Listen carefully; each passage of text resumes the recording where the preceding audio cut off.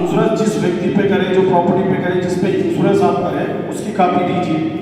पता है वो भी इंश्योरेंस हो गया, 3 साल हो गया वो लोन लेके, 3 साल से ना स्टेटमेंट ना इंश्योरेंस कॉपी। फिर उससे यह सवाल किया गया कि अब तक ये बंदे ने जितना लोन लिया था, तो लोन लेने से लेके 3 साल तक का अभी तक का कितना बना उसका स्टेटमेंट, जब से लोन सैंक्शन हुआ जब से लेके अब तक का उसका स्टेटमेंट बताया तो कि स्टेटमेंट भी नहीं हो। स्टेटमेंट भी जब मैं मैनेजर से ये 3 सवाल के ऊपर जम के बात किया, जम के बात करने के बाद उसको उंगली बताकर इस बात करके क्या तेरे ऊपर कानूनी कार्रवाई करना पड़ेगा, क्योंकि तू आगे कस्टमर को पूरा का पूरा अंधेरे में रख के धोखा देके धोखाधड़ी के साथ में और बेईमानी के साथ में तो अगले वाले से पैसा वसूल रहा। क्योंकि जबकि दोनों की रजामंदी के साथ ही लोन का एक उद्घाटन यानी कि एक वजूद में आता है। एक चीज जो है लोन लेना भी देना भी जो है दोनों की रजामंदी से ये लेन देन होता है। तो ये पूरा अपने तरफ से पूरा ये अपने तरफ से वन साइड कार्रवाई कर रहा है। तो इस बात को बता के फिर जब उसको धमकी दिया गया, धमकी देने के बाद जब बैठ के ऐसे व्हाइट पेपर के ऊपर ये 4 सवाल लिख के उसके हाथ में दिए तो बोलता मैं नहीं लेता, बोलता अब मैं नहीं लेता हूं, मेन ब्रांच हमारा डिस्ट्रिक्ट में जाओ। तो उससे यह बोला जब मेन ब्रांच डिस्ट्रिक्ट में तो तू कहीं को आया वसूली करने के वास्ते, तू कहीं को आया वसूली करने के वास्ते और तू क्यों लॉक डाला उसको, तो हम तो डरने के वास्ते डाले थे। तो जब से मैं वही बोल रहा हूं तेरे ऊपर क्रिमिनल केस होना चाहिए, मैं तो जब से यही बोल रहा हूं तेरे ऊपर क्रिमिनल केस होना चाहिए। क्यों कि तू डरा रहा, प्रेशर दे रहा, वो बंदे को बीमार है, अगर उस बंदे को कोई हार्ट आता तेरे प्रेशर की वजह से, अगर तेरी हरासमेंट की वजह से, अगर वो कुछ सुसाइड कर लेता, घर में पेट्रोल डाल लेता, कुछ अच्छा बुरा करता था, तो उसका रिस्पॉन्सिबिलिटी, उसकी जिम्मेदारी किसकी थी। जब ऐसे बातें करा तो एक इधर से एक उधर से एक इधर से पूरा बैंक खाली करके सब भाग। तो सबसे पहले क्या है, जनता ही जनार्दन है, जनता ही सरकार है, अच्छी अच्छी पट्टी को पलट दे सकती है। जनता ही जनार्दन है, जनता ही सरकार है और जनता ही सब कुछ करती। ये अपने तेलंगाना के अंदर करके बता दिया क्या कहो सबको मारो। तो आज इस मीटिंग का खास वजह ये थी कि जो काम कर रहे हैं, जो परेशान है, हम भी इस उम्मीद से आए थे कि कम से कम 100 आदमी, कम से कम 100 आदमी, क्योंकि हमारे मोइनुद्दीन साहब जो ग्रुप चला रहे, हमारे क्या प्रवीण साहब जो ग्रुप चला रहे हैं, तो ये ग्रुप के अंदर 182 आदमी है। 182 आदमी के अंदर 82 आदमी नहीं भी आएंगे तो 100 आदमी आएंगे। जब ये 100 आदमी को हम ऐसा ऐसा हथियार देके भेजेंगे कि वो बाजू वाले के भी खुद तो बचेगा ही बचेगा, खुद तो बचेगा ही बचेगा, ये 100 आदमी और चारों को भी बचा लिया और उसको बोला कि और चारों को बचा ले। तो हम इस उम्मीद पे, मेरा भी बोधन से और निजामाबाद से आना हुआ था कि एक अच्छी टीम, एक मजबूत टीम, क्योंकि हमको और संडे तक हमारे जो अपने तेलंगाना के अशद चारी साहब जो अपने तेलंगाना के अध्यक्ष, तो वो भी संडे को आने वाले हैं। तो जब तक एक अपन ऐसी मजबूत टीम बनाएंगे, जब हम कैंपेन के लिए निकलेंगे, तो जब आपके महल्ले में आएंगे तो आप लोग खुद हमारे को वेलकम करें। तो मैं इस बात से, इस ख्वाहिश से और इस मुद्दे को लेकर आया था कि आप लोगों को बहुत कुछ देने के लिए आया, लेकिन देके ही जाऊंगा। ऐसा नहीं है कि आदमी कम में और ज्यादा नहीं, मेरे को तो एक एक आदमी की भी जरूरत है। हमारे शाहनवाज चौधरी भारती जी ने बता दिया कि हमको तो हर वो एक शख्स चाहिए कि हिंदुस्तान का 140 करोड़ लोग हमको चाहिए। जो हिंदुस्तान के अंदर 140 करोड़ लोग हैं, हमको तो पूरे के पूरे 140 करोड़ लोग चाहिए। और खर्च मुक्त भारत अभियान भी हमारा कामयाब होना चाहिए और एक एक व्यक्ति का 1-1 रुपया खर्चा भी माफ होना चाहिए। इस बात के हम बोलने के उतने हकदार नहीं है, क्योंकि ये तो जुमला शाहनवाज साहब के ऊपर ही फिट होता है। तो हमारा खर्चा माफ होना चाहिए नहीं चाहिए? एक आवाज में बोलो, हमारा खर्चा माफ होना चाहिए नहीं चाहिए? जनता का खर्चा, जनता का खर्चा, जनता का खर्चा। तो यही जो है रामलीला मैदान से आवाज उठाई गई थी और यही आवाज हमको हर जगह उठाना है। इस वजह से इस बेबाक होकर उनको खुलकर लोगों के बीच में जाना है। और सबसे बड़ा शख्स वो है कि इंसानियत भी बताती है कि एक बेगुनाह जान की बचाना पूरे इंसानियत को बचाने के बराबर है। तो काश आप 10, 20, 30, 50, 25 लोग जो भी है जब जाएंगे इस बात को लोगों तक पहुंचाएंगे तो हो सकता है 25 लोगों की वजह से, 50 लोगों की वजह से एक भी जान बच गई तो ये हमारी मीटिंग कामयाब होगी। ये हमारी मीटिंग कामयाब होगी। हम सकते तो एक भी इंसान की जान बचाना पूरी इंसानियत की जान बचाने के बराबर है। तो हमारा मकसद ही है कि खर्चा लेना कोई गुनाह नहीं है। क्या हमारे कॉन्स्टिट्यूशन के अंदर, हमारे कानून के अंदर खर्चा लेना कोई गुनाह नहीं है। हालत के चलते, वक्त के चलते, क्या बिजनेस का लॉस हो जाने की वजह से, मार्केट के गलत नीयतों की वजह से, गलत नीतियों की वजह से, गलत फैसलों की वजह से हमारे ऊपर मुसीबत आना, बटन आना, वजन आना, हमारी दुकान, कारोबार, क्या हमारा जो जो जो जैसे हालत के फील्ड का वर्क करते हुए वो लॉस हो जाना कोई भी नहीं चाहता। कोई भी इस बात को नहीं चाहता कि हम खुद अपना लॉस कर लें। तो ये मार्केट है, चारों तरफ दुनिया लगी हुई है, चलते रहता। तो इस वजह से हमारे कॉन्स्टिट्यूशन के अंदर जब बाबा साहब अम्बेडकर इस कानून को बनाए थे तो खर्चा लेना भी और खर्चा देना भी कोई गुनाह नहीं बताया, कोई अपराधी नहीं बताया इसके अंदर।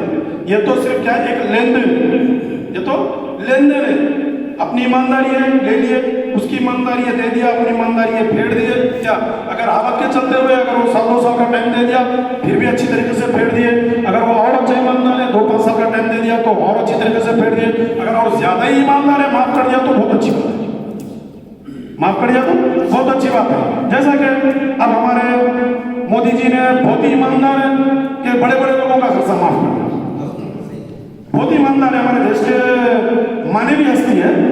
तो इतने ईमानदार है कि 10-12 लोगों का खर्चा माफ करें तो हमारी भी ये व्यवहार है, हमारी एक ये परेशानी है, हमारी भी एक ये मजबूरी है। ऐसा बड़े बड़े लोगों का 3.5 लाख करोड़ तक का खर्चा अब तक माफ कर दिया। हम 140 करोड़ जनता का बड़ी मुश्किल से 70-80 करोड़ का खर्चा निकलता है। 70-80 करोड़ का खर्चा निकलता, बड़ी मुश्किल से निकलता पूरी जनता का। 140 करोड़ की जनता में से तो 40 करोड़ बच्चे हैं। क्या 40 करोड़ तो बच्चे हैं, तो बच्चे कितने? 100 करोड़। 100 करोड़ के अंदर तो 20-25-30 करोड़ लोग तो गाँव में देहात में मस्त भैंस बकरी चराते हुए आराम से पड़े हुए, तो उनको कोई खर्चे का कोई टेंशन ही नहीं पड़े वाला है। तो अब बच्चे मिडिल क्लास जो ना नीचे जाने का ताकत रखते हैं, ना कोई ऊपर उनको जाने देता नहीं। ये अपनी परेशानी, जैसा बड़े बड़े लोगों का खर्चा जैसा मोदी जी माफ कर दे रहे, तो उसी तरह से हमारी एक दरख्वास्त है, रिक्वेस्ट है क्या कि मोदी जी हमारा भी खर्चा माफ कर दिया तो बहुत उनका शुक्रगुजार भी करेंगे। हो सकता है अगर ये माफ नहीं करेंगे, अगर आने वाले हालात में वक्त चलते हुए अगर कोई अपोजिशन पार्टी आ गई तो वो भी माफ कर दी तो हम उसके साथ भी वेलकम है। क्या अगर नहीं ये भी माफ नहीं करेंगे, जब वो भी माफ नहीं करेंगे तो ऐसी सरकार को लाएंगे जो हमारी बात सुने और हमारा खर्चा माफ करे। ऐसी सरकार को लाएंगे। अगर हमको ये सरकार को भी लाने में दिक्कत पड़ी, अगर हमारी सरकार को चुनने में भी अगर दिक्कत पड़ी तो हमारे पास सुप्रीम कोर्ट है, हमारे पास हाई कोर्ट है, हमारे पास और एक है हमारे पास मोदी साहब से भी ऊंचा एक शख्स है जिसको हम क्या बोलते हैं, प्रधानमंत्री के ऊपर भी जो है उनको क्या बोलते हैं, राष्ट्रपति बोलते हैं। वहां तक भी हमारी दरख्वास्त लगाएंगे, भले जनता का खर्चा माफ करवाएंगे, भले कितना भी करेंगे। ये तो शहबाज साहब ने तो बोल ही दिया, ये तो आवाज उठाए, ये तो जनता का खर्चा माफ करेंगे, कानून के हिसाब से भी करेंगे और जैसा राजनीति के हिसाब से बनता है उस तरह से भी करेंगे। तो ये थी बात अपनी खर्चे तक की। अब जिसके ऊपर खर्चा चढ़ गया है, अब उसके हालात इतने खराब है कि किसी का महीना हो गया ड्यू, किसी का 2 महीने होगा, किसी का 4 महीने होगा, किसी का 5 महीने होगा, किसी का 6 महीने हो गया, किसी का साल भी होगा, किसी का 2 साल भी होगा। तो उन लोगों को 1 पैसे का डरने की कोई जरूरत नहीं है और उन लोगों को परेशान होने की कोई जरूरत नहीं है। बैंक के पास ये इख्तियार नहीं है कि आपके ऊपर केस कर सके, आपको जेल भेज सके, आपको और किसी तरह का भी अरेंजमेंट कर सके। बैंक के पास कोई इख्तियार ही नहीं है, जबकि कानून के अंदर कोई गुनाह ही नहीं है। क्या तो कुछ इख्तियार ही नहीं है। तो अब ये तो आप लोग साल का हो गया, 2 साल का हो गया, 3 साल का हो गया, मानो कि आप कल भी अगर लोन ले लिया कल भी 10-20 लाख रुपए लोन ले लिया, तो फौरन उसको ये लेटर लिखो उसको कि जो लोन मेरे को दिया, जो लोन मेरे को दिया, मानो कि एग्जाम्पल ले लेता हूँ मैं कि हमारे महमूद जी बैंक है, इन्हों बैंक है, अब इनके अकाउंट में 10 लाख रुपए, कितने 10 लाख रुपए मेरे को इन्होंने क्या किया, 2.5 लाख रुपए लोन दे दिया। क्या करेगा, 2.5 लाख रुपए लोन दे दिए। अब मेरे को जब 2.5 लाख रुपए लोन दे दिए तो इनके अकाउंट में कितना रहना चाहिए, हाँ 7.5 लाख रुपए रहना चाहिए, बराबर है। जब इनके अकाउंट में 10 लाख रुपए थे तो मेरे को कितने दे दिए, 2.5 लाख रुपए लोन दे दिए ना साहब, लोन तो दिए ही ना, तो इनके अकाउंट में कितने रहना, 7.5 लाख। तो उससे तुरंत ये बात पूछो कि वो 2 साल का हो गया तुम्हारा अकाउंट, कोई फर्क नहीं पड़ता, 4 साल का हो गया कोई फर्क नहीं पड़ता, 5 साल का हो गया कोई फर्क नहीं पड़ता, भले तुम कल लोन लिए होंगे उससे कोई फर्क नहीं पड़ता। बैंक से ये पूछो कि मेरे को लोन देने से टाइम, क्योंकि मेरा सिविल चेक किया था, मेरा ओरिजिनल आधार कार्ड चेक किया था, मेरी प्रॉपर्टी मॉर्गेज किया था, मेरा बैंक स्टेटमेंट 6 महीने का, साल का, 2 साल का लिया था, मेरा भी तो लिया था ना। फिर मेरे से 119 भी सिग्नेचर लिया हो, मेरे से 119 सिग्नेचर भी लिया हो मेरे से, तो मेरी वो हर ओरिजिनल प्रॉपर्टी, वो मेरी हर वो ओरिजिनल सिग्नेचर बैंक ने अपने से लिया। जब वो देने से पहले एक दिन बोला आधार कार्ड पैन कार्ड दो, फिर दिए, फिर सिविल चेक करा, फिर 2 दिन के बाद में बोला फलाना दो, फिर वो दिए फलाना दो, ऐसा करते करते करते 15 दिन के अंदर इतनी मोटी फाइल बना लिया अपने से, इतनी मोटी 15 दिन के अंदर अंदर वो लोन देने से पहले इतनी मोटी फाइल बना लिया। क्यों, हर 2 दिन के बाद एक पेपर, हर 2 दिन के बाद पेपर, हर 2 दिन के बाद वो मनते के हम देते गए, क्योंकि लोन की ख्वाहिश में मनते का हम देते गए, मनते का हम देते गए, मनते का वो इतनी मोटी फाइल बना लिया। तो अब हमको भी इतनी मोटी फाइल बनाना है, हमको भी क्या करना है, जब वो इतनी मोटी फाइल हमको लोन देने से पहले बनाया, बराबर है ना, तो ये वन साइड है। अभी मैं इससे पहले जो बताया था, अंधेरे में रख के धोखा दे के उससे वसूल कर रहा था।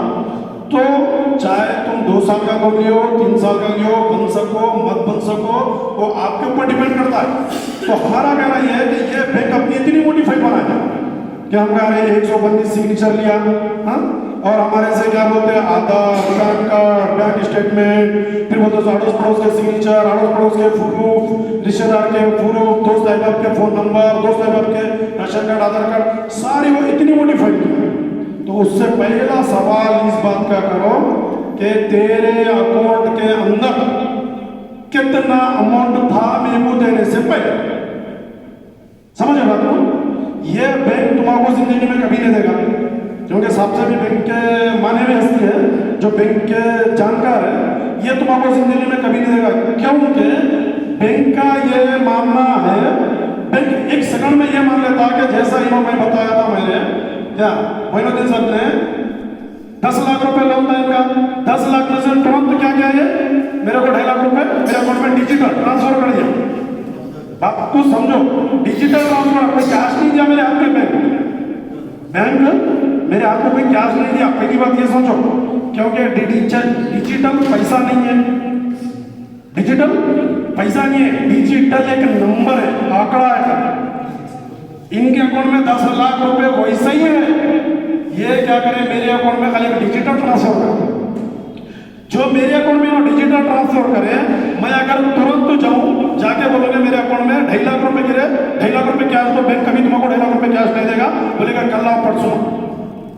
क्या बोलेगा, कल आओ परसों, वो भी बाई हैंड कैश नहीं देगा, वो भी बाई हैंड कैश नहीं देगा। आप चेक के तौर ड्रॉ करो, या नहीं तो आप भी किसी को ट्रांसफर, अब किसी को देना है ना, तो उसको ट्रांसफर करो, या तो अपना चेक लगाकर विड्रॉल करो, नहीं तो या तो विड्रॉल भर के विड्रॉल करो, या तो चेक लगा के विड्रॉल करो, वो भी आपको कैश नहीं देगा।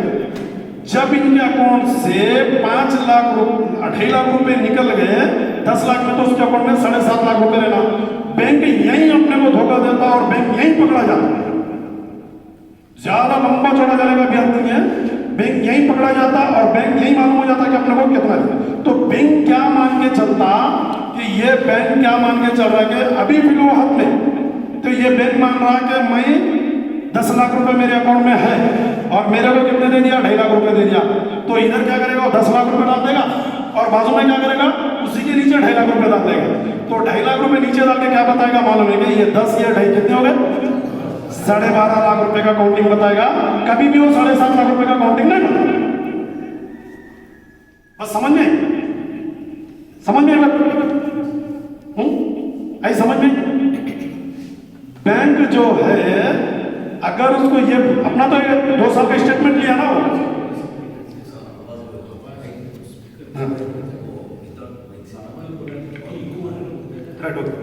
तो बस समझ में बोला। बैंक कभी भी इस बात को नहीं मानता, इस बात को कभी भी वो बैंक जो है ना अग्री नहीं करता कि मेरे अकाउंट में से पैसे कम हो, कभी नहीं करता। बैंक कभी नहीं करता, कभी बैंक मेरे अकाउंट में से पैसे कम हो अग्री करता ही नहीं। वो उसको डिजिटल देगा, वो उसको डिजिटल देगा, वो उसको डिजिटल देगा। तुरंत तुम ये लगाओ, चाहे तो तुम कस्टमर होने के नाते आपका हक बनता है ना सर, कस्टमर होने के नाते आपका हक बनता कि भाई जब मेरे को तुमने 10 लाख रुपए दिया, भले तुम्हारे अकाउंट में 100 करोड़ होंगे, कोई मतलब नहीं हमारे 100 करोड़ होंगे, हमारा कोई मतलब नहीं। बैंक में तुम चला रहा कारोबार कर रहे करो, कोई मतलब नहीं। जब मेरे को 10 लाख रुपए दिए, आपके 10 करोड़ में से 10 लाख रुपए जब मेरे को दे दिए, बस उसका एक दिन स्टेटमेंट दे। जब मेरे अकाउंट में ट्रांसफर होने से पहले और मेरे अकाउंट में ट्रांसफर होने के बाद आपका बैलेंस कितना था, आपका बैलेंस कितना था, बैंक से ये सवाल कर दो। यही सवाल के ऊपर मेरा मानना है और बड़े एक्सपर्ट का मानना है 70% आपको कॉल करना, आपको धमकाना, आपको डराना, ये यही विड्रॉल है, यही विड्रॉल। भले हो तुम्हारा लोन हो गया 2 साल हो गया होगा, तुम्हारा लोन हो गया 4 साल हो गया होगा, तुम्हारा लोन कल सुबह में नहीं होंगे। अभी जाके 1 घंटा पहले लोन लेने के फिर मेरे पास आ जाओ, बस बैंक से ये बोल देना कि भाई मेरे को अकाउंट में देने से पहले कितना था तेरे पास पैसा देने के बाद, क्योंकि तुम मेरा स्टेटमेंट मांग सकता, मैं कस्टमर, तो मैं तेरा स्टेटमेंट में क्या गुना है? मैं आरटीआई को लगाया, मैं आरटीआई को, रिजर्व बैंक ऑफ इंडिया को, रिजर्व बैंक को लगाया। रिजर्व बैंक को जब आरटीआई लगाया तो आरटीआई से मेरे को जब जवाब आया, क्योंकि मेरे 1 रुपए की वैल्यू कितनी मैं आरटीआई को लगाया, मेरे फोन में अभी बता दूं, जब मैं लगाया आरटीआई लगाया तो 1 रुपए की वैल्यू कितनी बताई। जब हमारे लोग जब आरटीआई लगा के जब पेपर मंगाए तो 1 रुपए की वैल्यू बता रहा 777 मिलीग्राम गोल्ड, 777 मिलीग्राम गोल्ड। आज हम 777 मिलीग्राम गोल्ड खरीदने के वास्ते गए तो 4800 रुपए हो रहे, तो हमारे 1 रुपए की वैल्यू 4800 रुपए बन गई।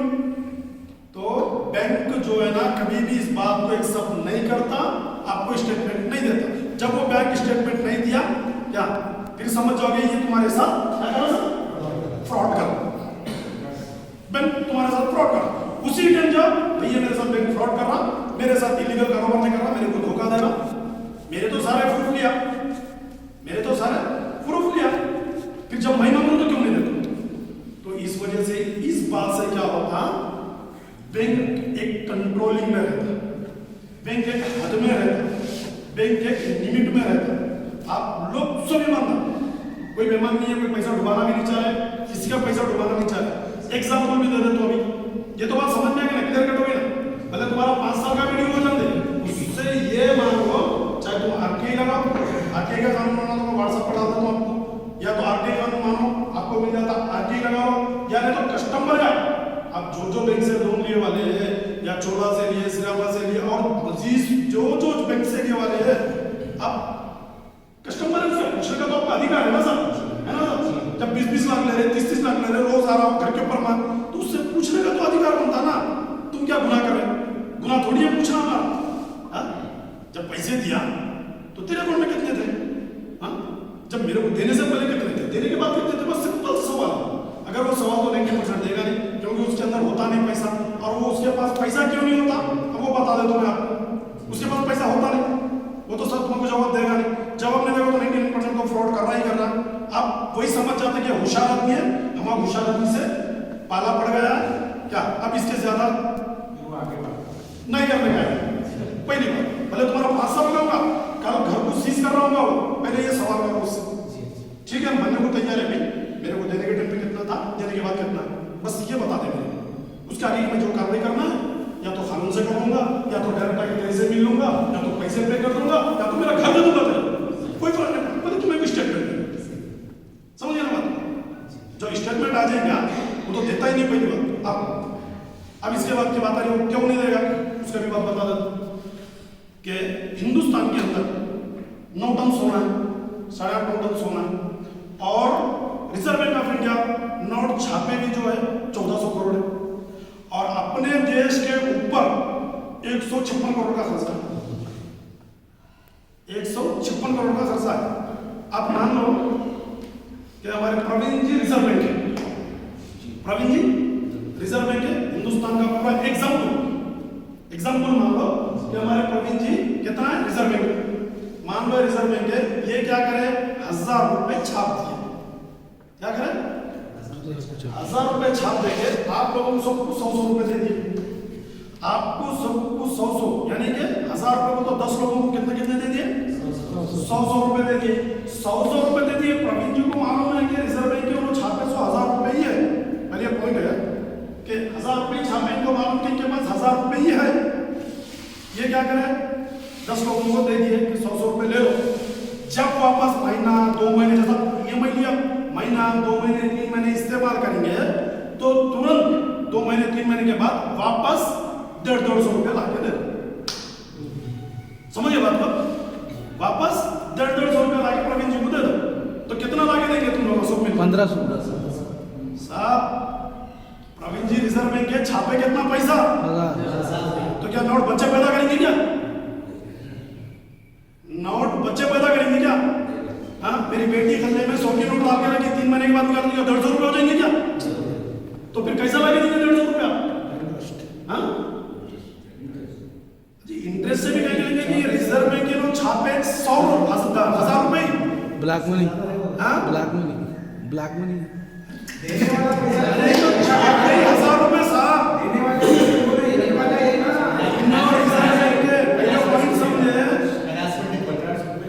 आपके ना कहां से लेंगे वो बताओ मेरे को, चंदा से, तुम्हारे पास तो है ही नहीं, बिजनेस बना रहा नहीं, समझ रहे, आपके पास तो है ही नहीं, क्योंकि 1000 रुपए नोट प्रिंट करे इनको मालूम है ये रिजर्व बैंक है और इसके अलावा 1 पैसा भी मार्केट में तुम्हारे पास नहीं है, 1 पैसा भी, तो छापना तो कौन छापना, प्रवीण छापना, तो ये 1000 रुपए छापे, 1000 रुपए इनके पास, वो आप लोगों को दे दिए, इनको मालूम है कि जनता को देना है और लेना कैसा, तो इसके अंदर या तो आपस में झगड़ना, मरना, एक का पैसा लूटना, इनको 1000 रुपए देना, उसमें से 4 लोग मर गए या तो खुदकुशी कर लिया, उनका पैसा लाके भर्ती करके इनको देना, 1500 रुपया वापस कभी नहीं आएगा, आने वाला भी नहीं है, क्योंकि प्रिंट वर्ष हो 1000 रुपया, 1000 रुपये रिटर्न आना है, मार्केट का यही हाल है।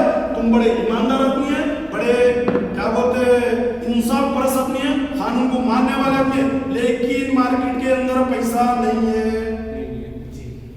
बस समझ में आ गई, तुम देना चाहते, हर बैंक का पैसा देना चाह रहे, डुबाना किसी की नीयत नहीं है, डुबाना पैसा किसी की नीयत नहीं है, पैसा देना, अरे पैसा ही चाहिए, 1000 रुपये में लेके जेब में डालेंगे बैठ गए, अब 500 रुपये कैसे सबको हरासमेंट करे तो पैसा कहां से लेंगे, तुम बताओ मेरे को, कहां से लेंगे, या तो इन लोगों 500 रुपये रिलीज करना, या नहीं तो फिर आप में से कोई तो 5 आदमी क्या छीनम छानी करना, फिर इनको 1000 रुपया दे देना, फिर वो 5 आदमी का जो करना है वो या तो घर बेचना, या तो प्रॉपर्टी बेचना, या तो जमीन बेचना, या तो घरदार उसका लूट लेना, तो ये एक बहुत बड़ा स्कैम चल रहा है, ये बहुत बड़ी धांधली चल रही है, ये पूरा बैंकिंग सिस्टम को मालूम है, इस वजह से क्रेडिट कार्ड, इस वजह से मॉर्टगेज, अभी तुम्हारे को बता दे तो अभी नया कानून के अंदर, नया कानून क्या है, अभी मॉर्टगेज भी बंद कर दिया गया, अभी हालात से 8-15-20 दिन से बात मार्केट में चल रही, मतलब देखा नहीं भी पड़ा नहीं,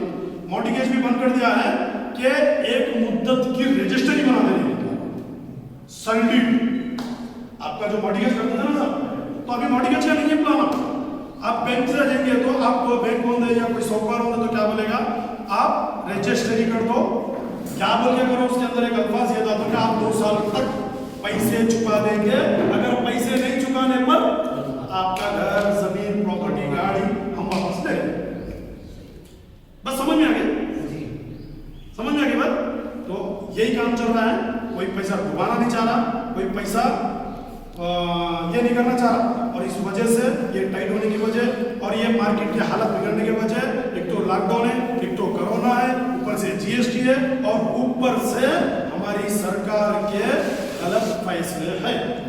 इस चीज पे हमारे शाहनवाज साहब ने इसको अच्छी तरीके से पढ़ा, ट्रेन हुए, वो पॉलिटिकल ट्रेनर है, जैसा साहब बता दिए थे, वो एक एडवोकेट है, उनको सारी चीज की जानकारी है।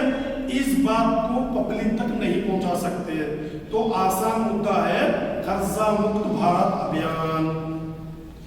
कर्जा मुक्त भारत अभियान का मुद्दा एक ही है, कल कर्जा माफ होगा तो जो जो फील्ड का आदमी है वो फील्ड के अंदर चांद लगा देता।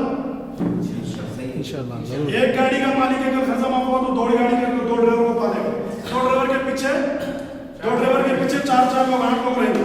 अगर कोई जिराक्स सेंटर वाला है तो और एक मशीन डाल देगा, कोई चावल का बिजनेस करने वाला है तो एक गाड़ी पे करे तो 2 गाड़ी कर देगा, अगर किसी की दुकान है तो एक करने का 2 कर देगा। क्योंकि उसको मेंटल टॉर्चर है ही नहीं, खर्चा बनना है ही नहीं।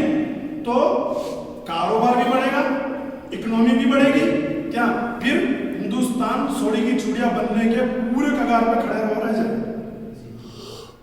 खर्चा माफ करने से देश के ऊपर आने वाली कोई मुसीबत नहीं है, क्योंकि बहुत खर्चा माफ होगा। अब तक कांग्रेस की गवर्नमेंट में माफ हुआ, मोदी गवर्नमेंट में माफ हुआ, बहुत खर्चा माफ हुआ। खर्चा माफ होना कोई बड़ी बात नहीं है। हाँ, भले कितना करना है, क्या करना है, गवर्नमेंट को डिसीजन लेने दो, कितना भी कर दे, भारत खर्चा माफ होना चाहिए।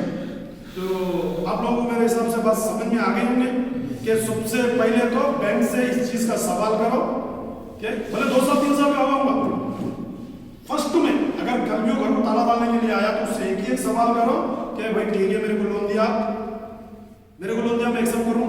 एक्सेप्ट तो कर रहे बोले तो उसके 4 गालियां भी पड़ रहे, उसके गुस्सा भी पड़ रहे, क्या उसकी हर बात भी मान रहे, कोर्ट भी जा रहे, कचहरी बार वो जो भी बोल रहा तो सुन रहे, तो एक्सेप्ट कर लिया उसको।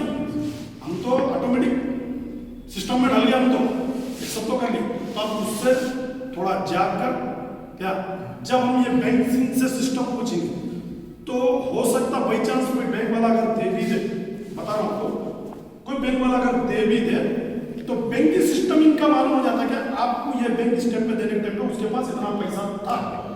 तो जब कल दूसरे को दिया तो कितना था, परसों तीसरे को दिया तो कितना था, चौथे को दिया तो कितना था। तो बैंक सिस्टम भी क्या हो जाएगा, एक रूल्स और रेगुलेशन के अंदर आ जाएगा। तो यहाँ धांधली नहीं चलेगी, यहाँ ब्लैकमेलिंग नहीं चलेगी। आज क्या बोलते हैं, वड्डी को वड्डी, चक्रा वड्डी, क्या बोलते हैं, पूरा वो नहीं चलेगा, ये नहीं चलेगा। क्योंकि एक लिमिट में आ जाएगा बैंक में, क्योंकि उसको मालूम है, क्योंकि बैंक स्टेटमेंट मांगे थे, मेरा बैंक स्टेटमेंट दिया तो मेरे अकाउंट में 10 लाख रुपए थे, जब मेरे अकाउंट में 10 लाख रुपए थे तो 2.5 लाख रुपए दिया, तो इन्होंने 2.5 लाख रुपए दिया, तो फिर इन्हों बने तो कितने आएंगे, तो फिर ये इतने पैसे जमा होंगे तो मैं दूसरे को दूंगा, तो उसको मालूम हो जाएगा, उसके पास एक स्टेटमेंट रहेगा। जनता के पास वो चीज का, उसके बैंक का स्टेटमेंट रहेगा। कल जो लोन लिया उसको जाके मिला, कल जो लोन ले रहा कभी बैंक के पास मिल गया, कल जो लोन लिया भाई मैं 2 साल पहले बैंक से ये लोन लिया था, आज तो ये बैंक से लोन लिया, तो जब स्टेटमेंट को टाली करेंगे तो 2 साल में साला 200 करोड़ का कैसा मालिक बन गया। हाँ सर, 2 साल के अंदर 2 साल पहले लिए तो साले तो 50 करोड़ का मालिक था, आज 2 साल के बाद में फिर प्रॉफिट लिए तो फिर इसकी स्टेटमेंट तो साला 200 करोड़ का मालिक कैसा बन गया। तो ये चीज कंट्रोल होती है और ये पब्लिक को बहुत सारी फायदेमंद होती है। तो इस चीज को जागरूक करना है कि हम, हमारे हाथ में हथियार है, क्या बहुत सारे कानून है इसके अंदर। आपको जब भी बड़ी मीटिंग हुई या स्कूल में मिलना होगा तो मैं इसके साथ बताऊंगा, यानी तो मेरा फोन नंबर भी है, जैसा कि हमारे किम का भी फोन नंबर है, आप कॉल करो, मैं उसकी और मजीद जानकारी दूंगा। मेरे पास हमारे रुपए की वैल्यू का जितना है उसका आर्टिकल निकाला वो भी है। और एक बात बता दूं, एग्जाम्पल के तौर पर प्रवीण जी, सर बैंक के अभी बता रहा हूँ, रिजर्व बैंक है, आप तीनों क्या करें, हमारे साथ 20 लाख रुपए यहाँ बैंक में डिपॉजिट कर दिए। ये भी बात कौन सा सुनो सब, ये काम के बातें देने के लिए आया मैं, ये काम के बातें देने के लिए आया। आपको भी ये बातों को लेकर जाकर पब्लिक के अंदर देना है, रख लेना नहीं है पहली बात ये तो रख लेना नहीं है, ये भी बात देना। तो पहली बात देखो, अब आर्टिकल भी चेक कर सकते हैं और कानून भी चेक कर सकते हैं, कानून भी बता देता हूँ मैं। अब ये सब क्या करें, ये सब बैंक है, ये सब बैंक है, ये सब अभी 1 घंटा पहले लाके 20 लाख रुपए डिपॉजिट कर, बस समझ रहे हो, ये सब बैंक है, ये सब लाके क्या करें, 20 लाख रुपए भी डिपॉजिट कर दिए। ये सब जब बैंक है, ये सब लाके 20 लाख रुपए डिपॉजिट कर दिए, इन्होंने 1 घंटे के बाद में बैंक का दिवाला निकाला। बैंक खत्म, बैंक का दिवाला निकल गया, बैंक बर्बाद हो गया, बैंक हो गया, खत्म हो गया बैंक। अब 20 लाख का कानूनी कार्रवाई के हिसाब से कानूनी लॉ